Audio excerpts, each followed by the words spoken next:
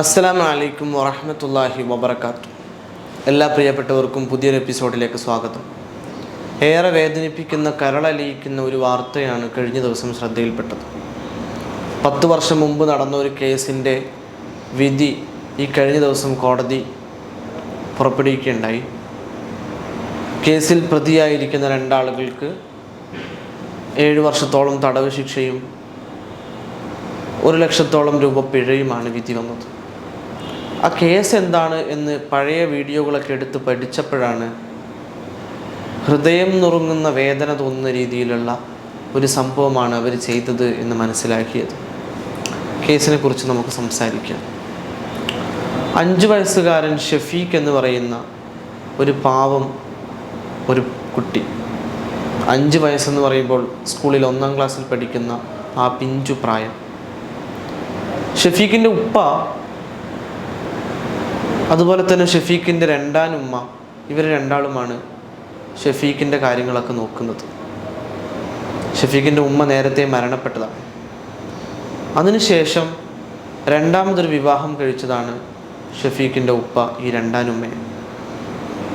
പക്ഷേ 2ാം ഉമ്മയ്ക്ക് അവരുടെ ജീവിതത്തിൽ ഒരു കരട് പോലെ, ജീവിതത്തിലെ സുഖങ്ങളൊക്കെ നശിപ്പിക്കുന്നത് പോലെ, ജീവിതത്തിൽ ആവശ്യമില്ലാത്ത ഒന്നായി തോന്നിയതായിരുന്നു 5 വയസ്സുകാരനായ ഷഫീഖിനെ.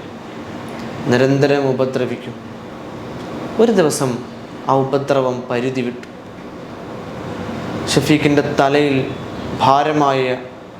ഭാരമുള്ള സാധനങ്ങൾ കൊണ്ട് അടിക്കുകയുണ്ടായി.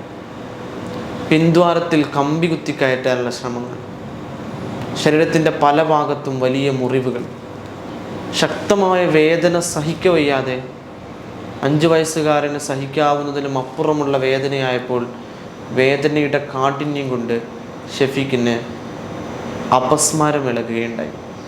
അപസ്മാരം വരികയും വായിൽ നിന്ന് നുരയും പതയും വന്ന് ശരീരം വിറക്കുകയും കട്ടിൽ നിന്ന് ഉരുണ്ട് താഴെ വീഴുകയും ചെയ്തു.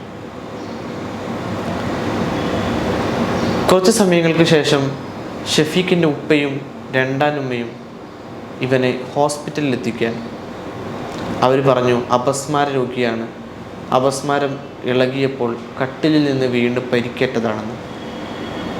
പക്ഷേ പരിശോധനയിൽ ഷഫീഖിൻ്റെ തലച്ചോറിൽ സാരമായ പരിക്കേറ്റിട്ടുണ്ട്. മസ്തിഷ്കം ഇളകുന്ന രീതിയിലുള്ള അടിയേറ്റിട്ടുണ്ട്.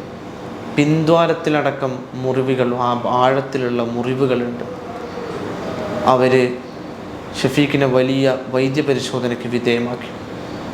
പരിശോധനകൾക്കൊടുവിൽ ഷഫീഖ് മാരകമായ അക്രമത്തിന് ഇരയായിട്ടുണ്ട് എന്ന് മനസ്സിലാക്കുന്നു.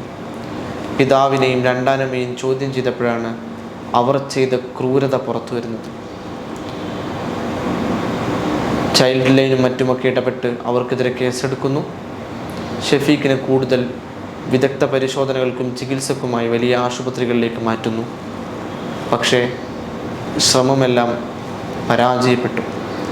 ഷഫീഖ് എന്ന് പറയുന്ന അന്ന് 4.25 വയസ്സ് പ്രായമുള്ള, 5 വയസ്സിനോടടുത്ത് പ്രായമുള്ള ആ പാവം ഇന്ന് 17 വയസ്സുള്ള ഒരു യുവാവിൻ്റെ പ്രായത്തിലെത്തി നിൽക്കുമ്പോഴും അവന് ബുദ്ധിയില്ല, വിവേകമില്ല. കൊച്ചുകുട്ടികളെ പോലെ കളിക്കും, എഴുന്നേറ്റ് നടക്കില്ല, കിടന്ന കിടത്തത്തിൽ കഴിയുന്ന ഒരു 17കാരനാണ് ഇന്ന് ഷഫീഖ്. ഷഫീഖിൻ്റെ ഈ ഒരു അവസ്ഥയ്ക്ക് കാരണം അന്ന് ഷഫീഖിൻ്റെ തലയിലേറ്റ ഭാരമുള്ള അടികളായിരുന്നു. കാലിൻ്റെ എല്ല്, തുടയെല്ല് നുറുങ്ങിപ്പോകുന്ന രീതിയിലേറ്റ അടികൾ കാരണം നടക്കാനുള്ള ശേഷിയും നഷ്ടപ്പെട്ടു പോയി. ഇന്ന് ഷഫീഖിനെ നോക്കുന്നത് രാഗിണി എന്ന് പറയുന്ന ഒരാളാണ്. ഒരു കുഞ്ഞിനെ നോക്കാൻ ഏറ്റെടുക്കുന്ന ഒരമ്മയ്ക്ക് സ്വന്തം മാതാവിനേക്കാൾ വാത്സല്യമുണ്ട് എന്ന് തെളിയിച്ചതായിരുന്നു രാഗിണിയുടെയും ഷഫീഖിൻ്റെയും ജീവിതം.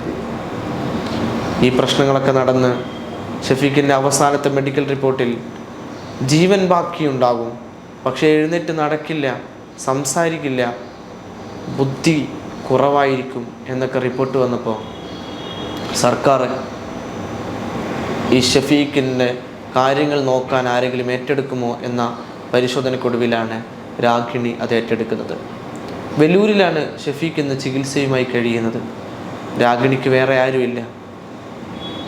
രാഗിണി പറയുന്നുണ്ട്, എൻ്റെ മോനല്ലേ സാറേന്ന്.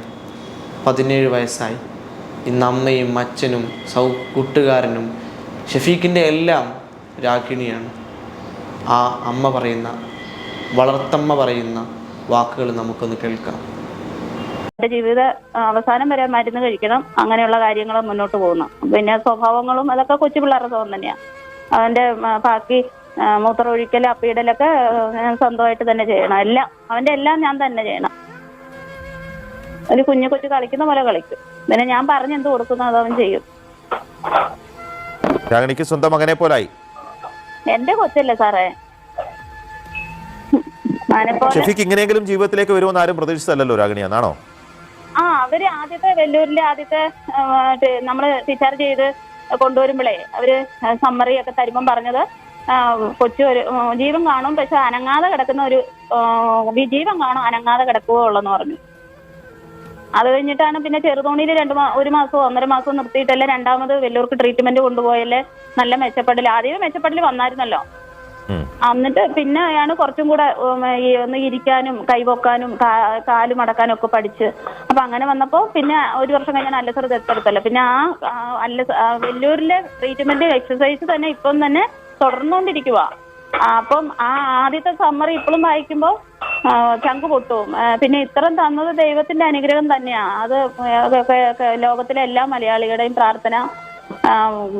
എടുത്തു പറയാനുള്ളത് ലെസർ മാനേജ്മെന്റിന്റെ സപ്പോർട്ട്, അവരുടെ സ്നേഹം, കരുതല്, മെഡിക്കൽ സപ്പോർട്ട്, ഒരു കുടുംബത്തിലെ അങ്ങ് അവരുടെ 4ാമത്തെ കൊച്ചായിട്ട് ആ കരുതല്, അതുപോലെ സാമ്പത്തിക മെഡിസിനും ചെലവും കാര്യങ്ങളും ഡോക്ടേഴ്സിന് പൈസ, എനിക്ക് ചെലവിന് എനിക്ക് തന്നേക്കുന്ന സ്റ്റാഫുകൾ, അങ്ങനെയൊക്കെ നോക്കുമ്പോൾ നല്ലൊരു തുക 10 വർഷം അവർ മാറ്റി വെച്ചു.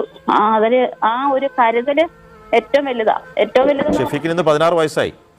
അവർക്ക് 17 വയസ്സ്. 17ആയി. 5 വയസ്സുള്ളപ്പോഴാണല്ലോ ഈ സംഭവം ഉണ്ടാകുന്നത് അല്ലേ? ഞാൻ 4.25 വയസ്സ്. 5ാമത്തെ വയസ്സിന്റെ പിറന്നാൾ ഞാൻ വെല്ലൂരി വെച്ച് ആഘോഷിച്ച. ഞാൻ പോയി ഒരു 1 മാസം 1.5 മാസം 9ാം മാസം 3-ാം തീയതി. കേട്ടുവല്ലോ, ഒരമ്മ, ഒരു വളർത്തമ്മയുടെ വാക്കുകളാണിത്. സ്വന്തം മാതാവിനെ പോലെ പരിഗണിക്കേണ്ട ഒരാൾക്ക്, അല്ലെങ്കിൽ അങ്ങനെ ഒരാൾ ഷഫീഖിന് കൊടുത്തത് ജീവിതത്തിൽ ഒരിക്കലും തിരിച്ചു കൊടുക്കാനാവാത്ത ആരോഗ്യവും ബുദ്ധിയും ബുദ്ധിവികാസവും ഒക്കെയാണ്. ഈ കഴിഞ്ഞ ദിവസം കേട്ട മറ്റൊരു വാർത്ത കൂടി ഇതിൻ്റെ കൂടെ പറയാം. ഇതര സംസ്ഥാനത്തിൽ നിന്നെത്തിയ കേരളത്തിൽ താമസിക്കുന്ന ഒരാളുടെ മകൾ പെട്ടെന്ന് മരണപ്പെടുന്നു. ശ്വാസം മുട്ടിയാണ് മരണപ്പെട്ടത്. ഭക്ഷണമോ മറ്റോ തൊണ്ടയിൽ കുടുങ്ങിയാവാമെന്ന് പരിശോധന. അവസാനം ആ 6 വയസ്സുകാരിയെ പോസ്റ്റ്മോർട്ടത്തിന് വിധേയമാക്കി. പോസ്റ്റ്മോർട്ടത്തിനൊടുവിലാണ് ശ്വാസം മുട്ടിച്ചാണ് കൊലപ്പെടുത്തിയിട്ടുള്ളത് എന്ന് മനസ്സിലാവുന്നത്. ഇത് കൊലയാണ് എന്ന് മനസ്സിലായ നിമിഷം മുതൽ ഞെട്ടലോടെയാണ് എല്ലാവരും അതിനെ കേട്ടത്. ആദ്യം സംശയങ്ങൾ അദ്ദേഹത്തിൻ്റെ വാപ്പയിലേക്ക് നീങ്ങുന്നു, ആ കുട്ടിയുടെ വാപ്പയിലേക്ക്. കുട്ടിയുടെ വാപ്പ കെഞ്ചിക്കേന്ന് പറഞ്ഞു, എൻ്റെ പൊന്നുമോളാണത്, ഞാൻ ഒന്നും ചെയ്തിട്ടില്ല. അങ്ങനെ അവസാനം പോലീസിൻ്റെ അന്വേഷണത്തിനൊടുവിലാണ് നേരത്തെ ഷഫീഖിന് സംഭവിച്ച അതേ ദുരന്തമാണ് ഈ പെൺകുട്ടിക്കും സംഭവിച്ചതെന്ന് മനസ്സിലാവുന്നത്. ഈ പെൺകുട്ടിയുടെ വാപ്പ, പെൺകുട്ടിയുടെ ഉമ്മ മരണപ്പെട്ടതിന് ശേഷം മറ്റൊരു വിവാഹം കഴിച്ചതാണ്. വിവാഹ സമയത്ത് തന്നെ ആ പെണ്ണിന് ഒരു മകനുണ്ട്. ഇപ്പോൾ ഈ പെൺകുട്ടിയുടെ ബാപ്പയിൽ നിന്ന് ആ 2ാനമ്മ ഗർഭിണിയാണ്. അവൾ ചിന്തിച്ചു, ഇനി നമ്മുടെ ജീവിതത്തിൻ്റെ സുഖങ്ങളും സന്തോഷങ്ങളും ഞാനും എൻ്റെ ഭർത്താവും എൻ്റെ മക്കളും മാത്രം മതി. ഈ പെൺകുട്ടി അതിനിടയിൽ ഞങ്ങൾക്കൊരു പ്രയാസമാണ്, അവളെ ഇല്ലാതാക്കണം. തലയിണ കൊണ്ട് ശ്വാസം മുട്ടിച്ച് കൊലപ്പെടുത്തിയത്രേ. അവൾ ഗർഭം ധരിക്കുമ്പോൾ സഹിക്കുന്ന പ്രയാസങ്ങൾ പോലെ, അവൾ പ്രസവിക്കുമ്പോൾ സഹിക്കുന്ന പ്രയാസങ്ങൾ പോലെ ഒരു പെണ്ണ് സഹിച്ച് പ്രസവിച്ച പൊന്നുമോളാണിത് എന്ന് പോലും ചിന്തിക്കാതെ ആ പൊന്നുമോളെ ഈ ജീവിതത്തിൽ നിന്ന്, ഈ ലോകത്തു നിന്ന് യാത്രയാക്കി. എൻ്റെ പ്രിയപ്പെട്ടവരോട് ഇസ്ലാം പഠിപ്പിക്കുന്ന ഏറ്റവും മഹത്തായ ഒരാശയമുണ്ട്. നിങ്ങൾ കുട്ടികളോട് കരുണ കാണിക്കണം. മുത്തനബി സല്ലല്ലാഹു അലൈഹി വസല്ലം തങ്ങളുടെ അടുത്തേക്ക് ഒരു അറാബിയായ കാട്ടറബിയായ മനുഷ്യൻ വന്നപ്പോൾ മുത്തനബി അവിടുത്തെ പൊന്നുമോൾ ഫാത്തിമ ബീവിയുടെ മക്കൾ ഹസൻ ഹുസൈൻ റളിയല്ലാഹു അൻഹുവിനെ അടുത്ത് വിളിച്ച് ചുംബിക്കുകയാണ്. ഇത് കണ്ട പഴറാവി പറഞ്ഞു, എനിക്ക് 10 മക്കളുണ്ട്, ഞാൻ ഇതുവരെ ഒരാളെ പോലും ചുംബിച്ചിട്ടില്ല. നബി തങ്ങൾക്ക് ദേഷ്യം വന്നുപോയി. നീ ഒരു മനുഷ്യനാണോ എന്ന് ചോദിച്ച് അദ്ദേഹത്തോട് ദേഷ്യത്തോടെ കോപത്തോടെ സംസാരിച്ചു എന്ന് ചരിത്രത്തിൽ നിന്ന് നമുക്ക് കാണാം. ഇസ്ലാം പഠിപ്പിക്കുന്നത് മക്കളോട് കരുണ കാണിക്കാനാണ്, കുട്ടികളോട് കാരുണ്യത്തോടെ പെരുമാറാനാണ്, കുട്ടികളോട് സ്നേഹത്തോടെയും വാത്സല്യത്തോടെയും പെരുമാറാനാണ്. അനസ് ബിൻ മാലിക് റളിയല്ലാഹു അൻഹു എന്ന് പറയുന്ന മുത്തനബി സല്ലല്ലാഹു അലൈഹി വസല്ലമ തങ്ങൾക്ക് 10 വർഷത്തോളം സേവനം ചെയ്ത ചെറിയ കുട്ടിയായിരിക്കും നബി തങ്ങളെടുത്ത് വന്നതാണ്. ഒരിക്കൽ പോലും തൻ്റെ ഭൃത്യനായ അനസ് ബിൻ മാലിക് റളിയല്ലാഹു അൻഹുവിനോട് എന്തിനാ അനസേ നീ അത് ചെയ്തത് എന്ന് പോലും ദേഷ്യത്തിൽ ചോദിച്ചിട്ടില്ല എന്നാണ് ചരിത്രങ്ങൾ പഠിപ്പിക്കുന്നത്. ഇങ്ങനെ എത്രയെത്ര ഉദാഹരണങ്ങൾ ഇസ്ലാമും പ്രവാചകനും നമുക്ക് മുമ്പിൽ കാണിച്ചു തന്നിട്ടുണ്ട്. പ്രിയപ്പെട്ടവരെ, മക്കളോട് ദേഷ്യം പിടിക്കുമ്പോൾ നമുക്ക് അവരെ അടിച്ച് നല്ലത് ശീലിപ്പിക്കണം. പക്ഷേ അത് ഈ രീതിയിൽ അവരെ ആക്രമിക്കുന്ന രീതിയിലാവരുത്. അവരെ നന്മ പഠിപ്പിക്കാനുള്ള ശിക്ഷകൾ മാത്രമാവണം. അള്ളാഹു നമുക്കും നമ്മുടെ മക്കൾക്കും ഖൈർ നൽകട്ടെ. അസ്സലാമു അലൈക്കും.